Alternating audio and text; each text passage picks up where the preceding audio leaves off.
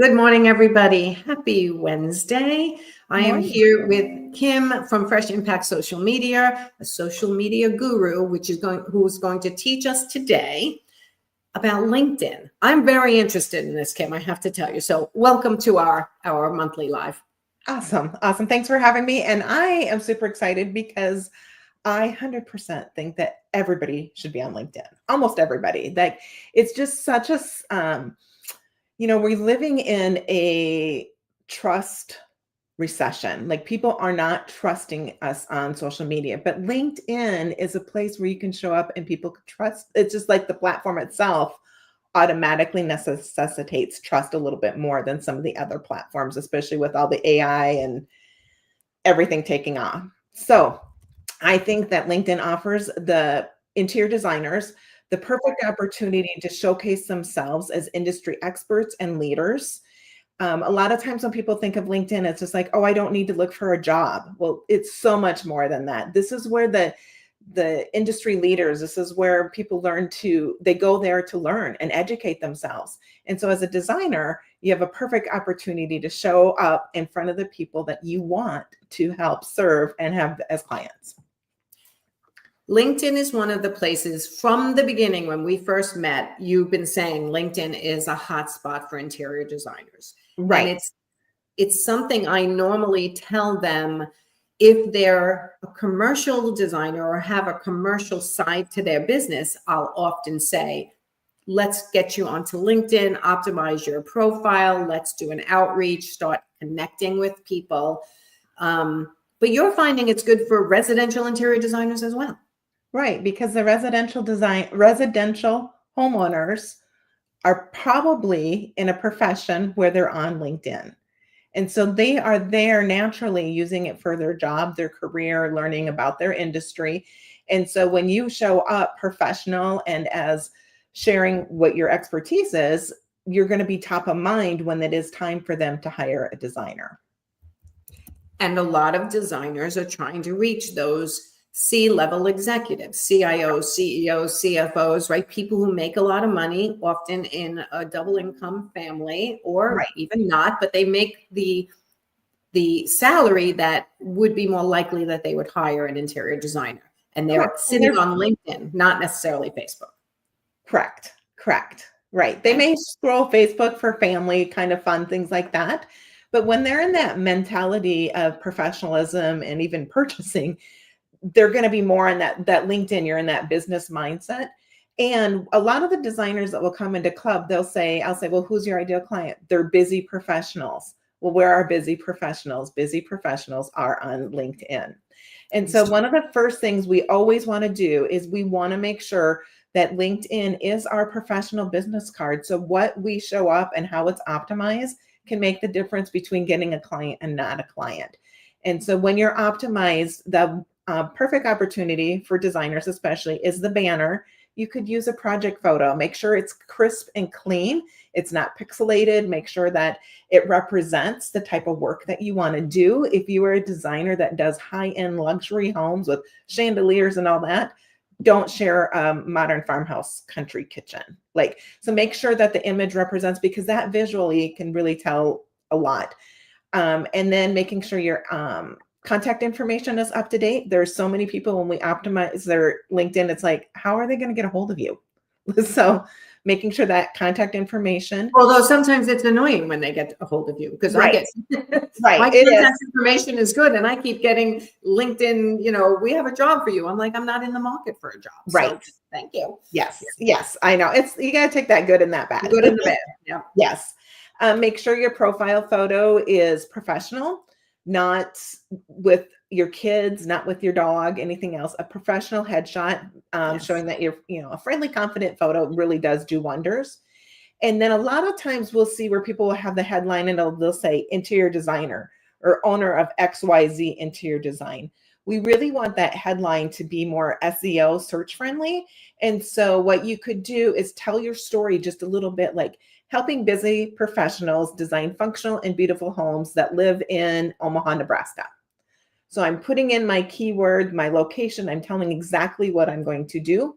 And then you can also, put a little slash, and then you can say owner of or interior designer, whatever. Then you can add on to that. But we want to make sure that we use like a little headline sentence so that it's one, search friendly, and two, it tells people exactly what you do. You make that a little bit more relatable. Where? Tell me where again? It's your headline. So it's right underneath there.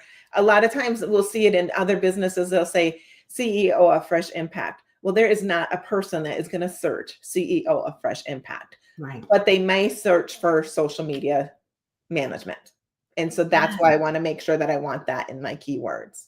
I like that. And I will just remind everyone, when you are wondering what to use when you're putting things into your social media, think if someone came to their computer or their phone and went to Google and was searching for you, doing what you do for a living, what would they type in? Those words should as closely match what you put on your profile and in all your outward facing assets in your social media so people can find you. That's what search engine optimization is all about. Understanding how people search and trying to put that into the wording and the copy of your outward facing assets in the social world, not just your website. Correct. On everything, especially because, 10 years ago when we started, LinkedIn probably didn't come up in the Google searches or the AI searches, and Facebook didn't, but now they all are. And so that's why it's really important to have the same message on all the platforms and using the same words, because then you're going to show up when people are searching for you. Okay. Yep. And the next thing that I see people don't utilize is there is an about section on your LinkedIn profile, and it can have like 2,600 characters. I think it's 2,600 characters. A lot of people will have like a couple sentences, or they'll have it read like a resume, but we really want it to tell a story so that people can read it. They want to read the whole thing because you're telling a story. So they want to know, who are you helping? How are you helping? And what transformation that you provide. So kind of sounds like my business in words exercise that is Yes. free on my website. If you have done your business in words, which is a 4-sentence free exercise I give away, it is your elevator pitch. Right. And that could be the beginning of your section on LinkedIn, that who Right. am I? Who do I serve? How do I serve them? And what's the outcome? Correct. And you could take that business in words and then just make it, expound on it, a couple sentences under each one.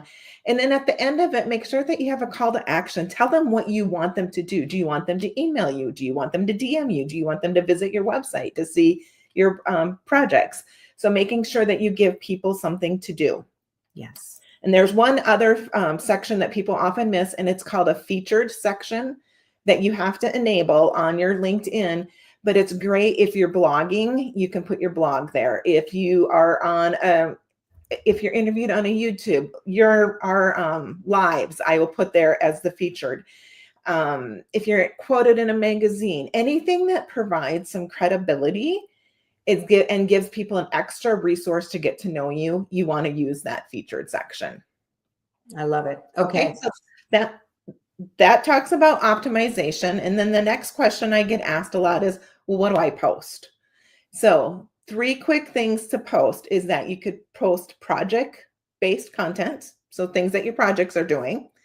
You could do personal brand content, so sharing your process or things that inspire you, or talk about what makes you unique. If you are part of an organization, maybe sharing the organization that supports your business. You can include stories about current clients, or, clients like, hey, I have a client this, and just kind of like, I'm so excited, whatever, you could share that. And then you want to build authority and trust. And then those kind of contents would be like space planning strategies, maybe, or design tips, or trend insights. Like, this is the, beige is the color of the year. I hate it, kind of thing, giving your opinion or whatever. Yes. Mistakes to avoid, those kind of things, or things to think about before you hire a designer. So any of those types of posts. If you're a designer, I would recommend trying to at least post twice a week. Minimum. We usually will post 3 to 5 times for our clients, kind of depending on where they're at. But posting more just kind of helps get your name out there, and that again helps with the search engine and all that.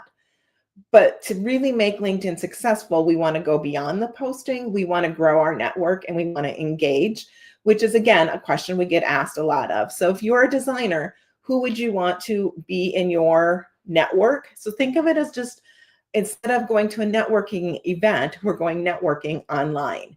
And so I love that adjustment you just made. It's networking online. It's your marketing time. It's your marketing hours. Interact with other people, right? So they can be looking for architects, contractors, CEOs, high-level executives in their area. And can they message them? they can message them. So once you connect with them, then you can message them. And I wouldn't do what people are afraid of, is the spammers, like, hey, blah, blah, blah, I want to do business with you. Just say, it's so great to connect with you. I look forward to getting to know more about your business. Or if you've looked at their profile and you see that they support the local Humane Society, you could just say, hey, I saw that you support the local Humane Society. So do I. Do you have a dog? Like, and start creating that conversation. So you want to create that conversation online, and so you can take it offline.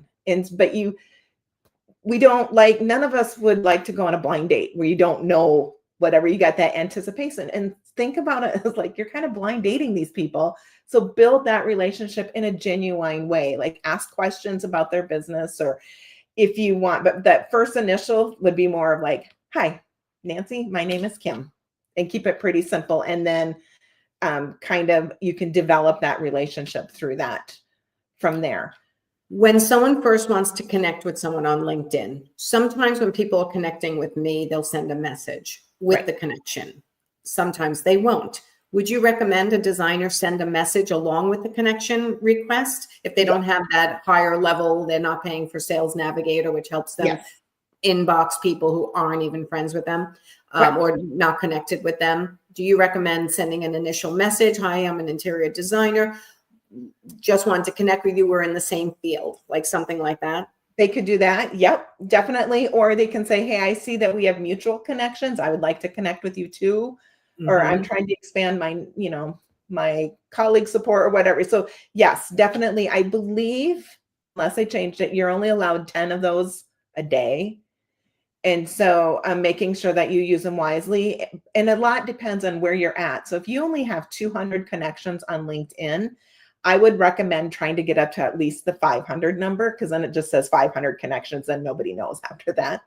And so to do that, you may just, not send messages all the time, but that would be my goal, is like, you want to get to that 500 plus. Yes. So no one can see how many followers or connections you have or I have. They just see 500 plus. Yes. Interesting. Yes. Okay. Yes. So from my understanding, yes. And so that's what you want to try to do. And think about bigger picture, like even if it's like the chamber president for your area, just because they're going to have a bigger network. So it's kind of like how I think compound interest is that we invest that dollar, but then it makes more money this way and this way. And so we have our first connection, but it's really the magic happens in yours and I connection. So if you're connected to Mark Lowe over here and I'm not, but I post and you and I are connected, Mark Lowe might see my stuff because he's your connection.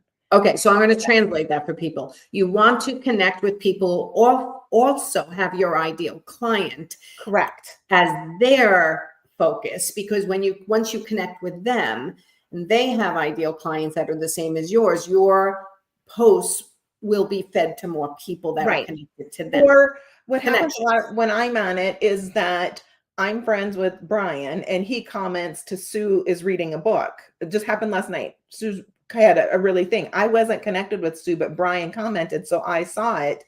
And it's like, oh, Sue's look good, really, like she looks like a person I'd like to get to know. And so then I can go ahead, and how I would do it is I would comment on her post, and then I would send a connection to see if she would connect with me, because she's already top of mind, like, oh, that person's commenting.